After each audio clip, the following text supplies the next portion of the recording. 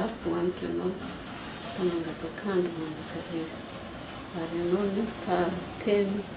izay vakiana solasaina amin'izao fotoana izao Jesosy dia misaotra indrindra ianao ny tompo dia mampiteny araka sitrana misaotra Jesosy eo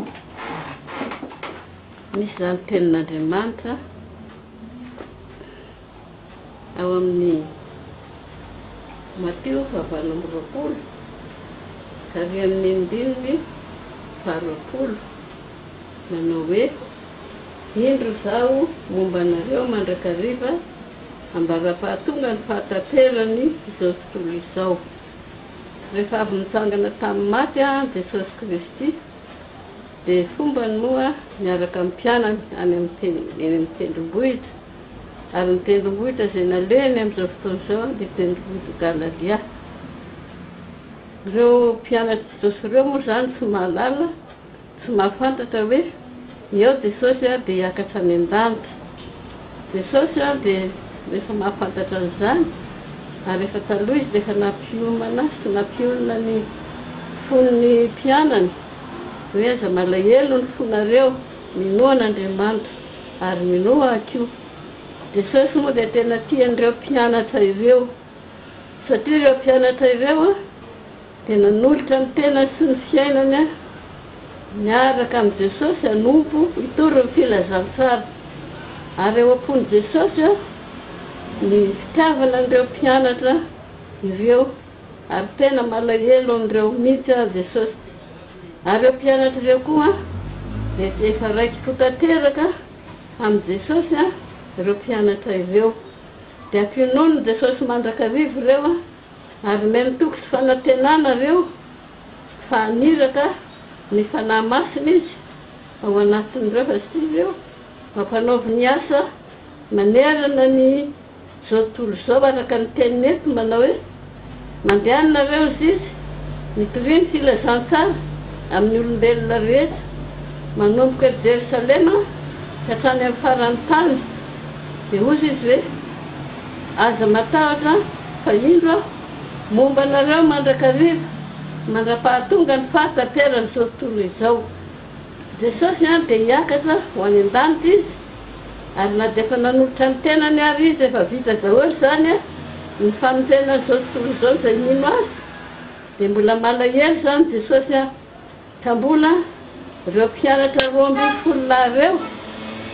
na Jodasy moa zany dia efa nisoloana dia efa tsy otsony Jodasy fa ireo mpianatra ireo zany no manakinany fitokisany fa mbola Jesosy dia mbola malahelo ny olona rehetra izay mbola tsy nahita azy izay mbola tsy mba hare zany momba ny aminy fa mbola mila zany ireo mpianatra ireo Jesosy hitory ny filazantsara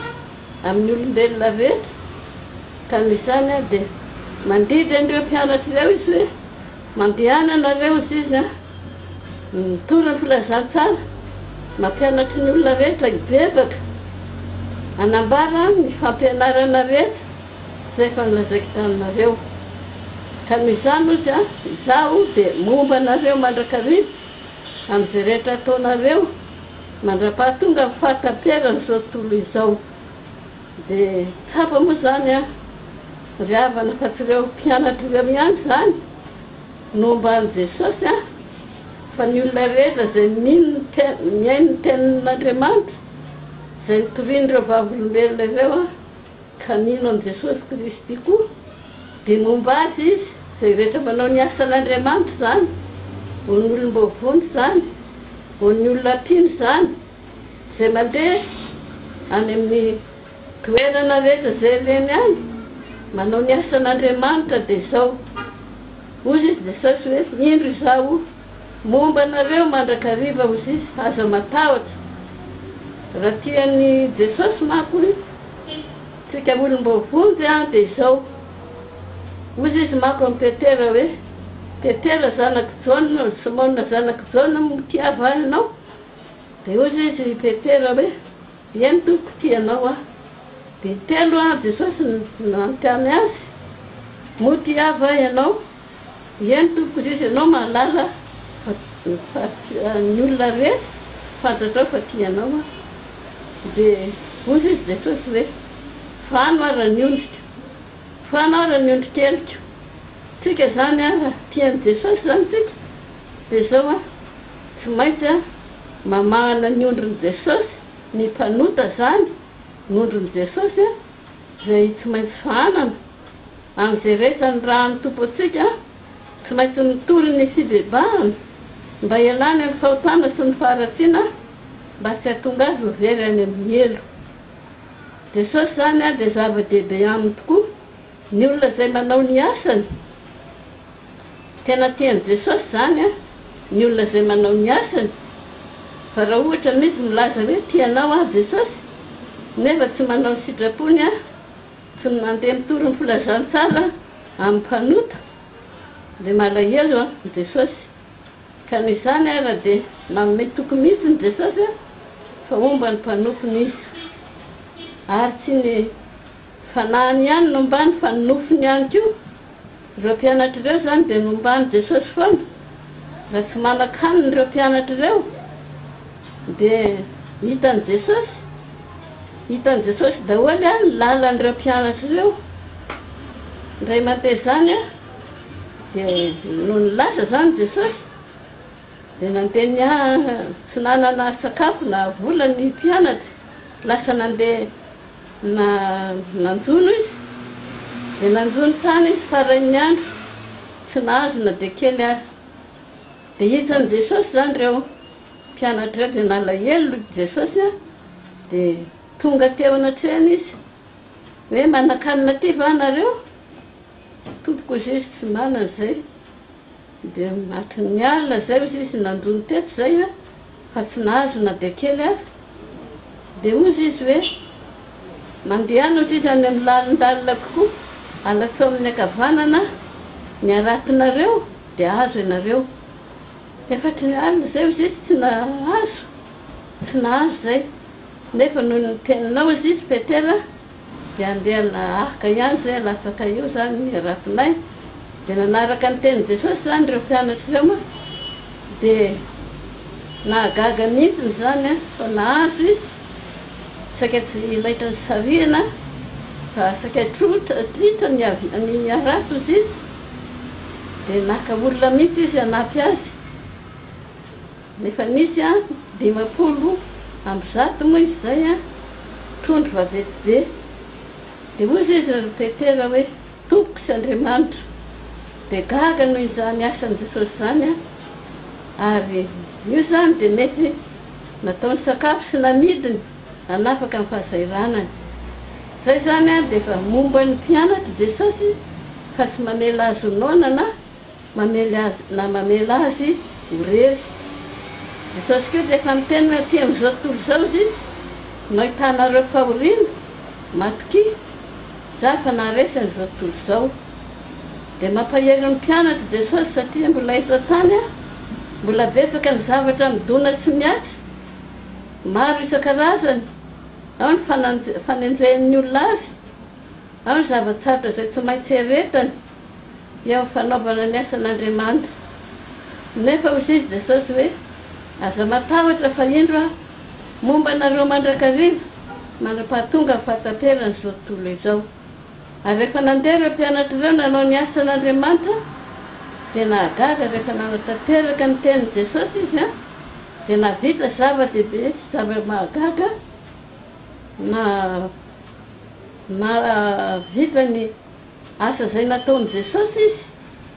maro ny marary sitrana zany a dia fomban'i Jesosy azy zany tsy mamitaka mahitsy azy Jesosy koa isika zany a izay manompo an'Andriamanitra izay mino an'i Jesosy a dia azakivy a fa na dia tsy tamin'ny masony nofontsika ara Jesosy a dia izy a manara maso antsika foana na iza misy atsika na inona zavatra mahazo atsika Jesosy a dia manara maso atsika ary eo akaikitsika mandrakariva izy zany teny zany dia efa nilazainy tamin'ny mpianatra zany ary mbola lazainy amintsika izay mino azy koa ka dia samy zany a mahery azakivy azaketraka mihitsiny fa momba antsika zany a Jesosy. Jesosy ilay Andriamanitra, Jesosy ilay tompon'izao rehetrarehetra izao momba antsika izy. Tenako zany dia mijoro vavolombelona kely aho satria na dia efa hoe an'Andriamanitra azy tsika amin'ny Jesosy azy tsika dia araka ny voalaza hoe aty amin'izao tontolo izao nahitanareo fahoriana nefa matoky zaho efa naharesy an'izao tontolo izao. Maro ny zavatra efa niatra tamiko a nefany a namonjy ahy Jesosy tamin'ny alalan'ny aretina dia tena namonjy ahy mihitsy ny Jesosy.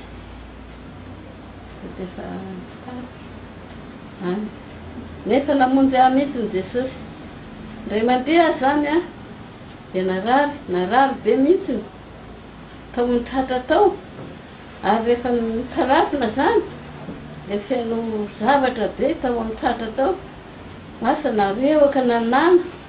dia efa saika maty mihitsy zany ny tenako. Dia nateo am-pandriana teo aho zany mba namaky teny kely teo ahako ka ny teny izay vavoavaky za voasokatra tao amin'ny baiboly zany a dia momba ny Ezekia ilay narary mafy saika maty nefany a ny raha n'Andriamanitra zany Isaia mpaminany mandana azy izy a makany amin'ny Ezekia lazao azy a afary daholy a ny havany a fa ho faty izy. Dia nahareny izy zany a ny Ezekia lazay ny mpaminany dia nalahelo be zany Ezekia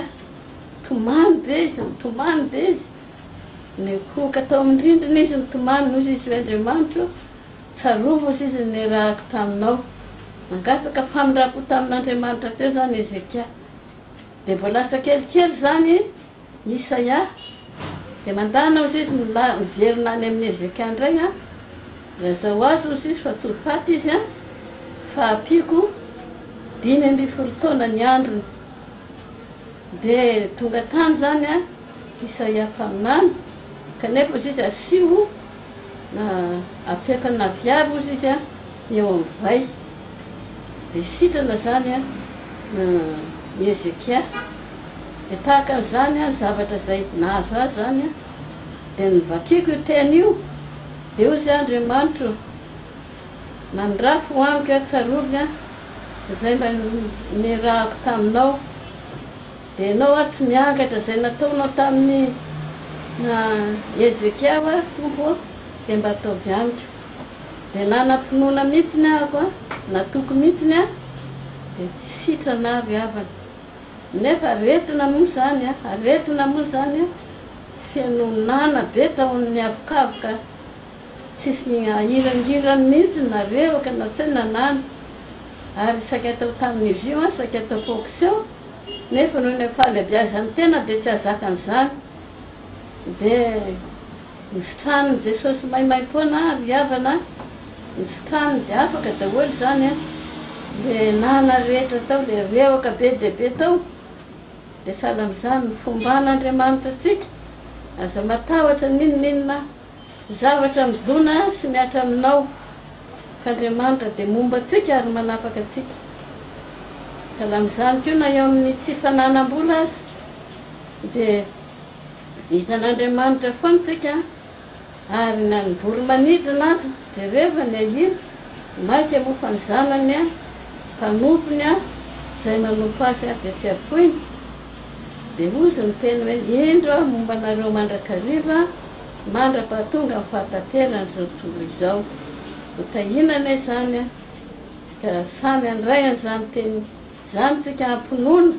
ampahatokiana raisy zany teny zany a fa hoanao zany no tsika zany teny zany a dia hotanteraka amintsika zany tsolano nataon'i Jesosy a tamin'ny mpianany rehefa hisaraka amin'ny mpianany izy a dia hotendrom-bohitra avy eo izy dia niakatra nakany an-danitra dia ho antsika koa zany a tsolano zany fa momba antsika mandrakariva Andriamanitra Jesosy a fanahy masina. Alleluia, amen.